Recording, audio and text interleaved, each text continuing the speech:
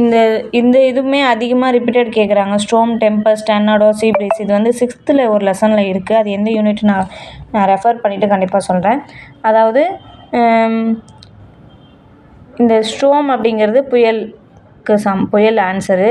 டெம்பஸ்ட்னா சூறைக்காற்று. இதில் இன்னொரு வேர்டு வயலண்ட்டாக, இந்த ஸ்ட்ரோமே வயலண்ட்டாக இருந்தால் வர்றது தான் சூறைக்காற்று. அதுக்கான வேர்டு டெம்பஸ்ட்டு. டெர்னாடோ அப்படிங்கிறது சூறாவளி. சீ ப்ரீஸ் அப்படிங்கிறது பெருங்காற்று. அதாவது வயலண்ட்டான சூறாவளிங்கிறது வயலண்ட் வில்ட்ரிண்ட்டுன்னு நம்ம சொல்லலாம்.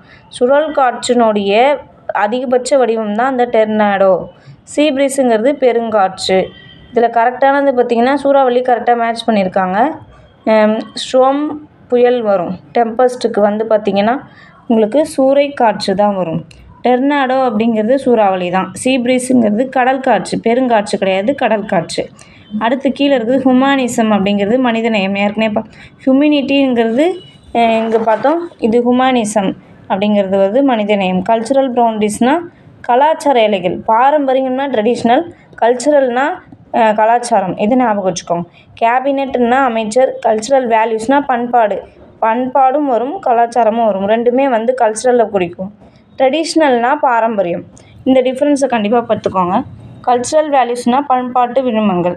தவறானது பார்த்திங்கன்னா இங்கே பாரம்பரிய எல்லைன்னு கொடுத்துருக்காங்க. அது கலாச்சார எல்லைகள் தான் கரெக்டு. கல்ச்சுரல் அப்படிங்கிறதுக்கு 2 மீனிங் வரும். கலாச்சாரம் வரும், பண்பாடு வரும்.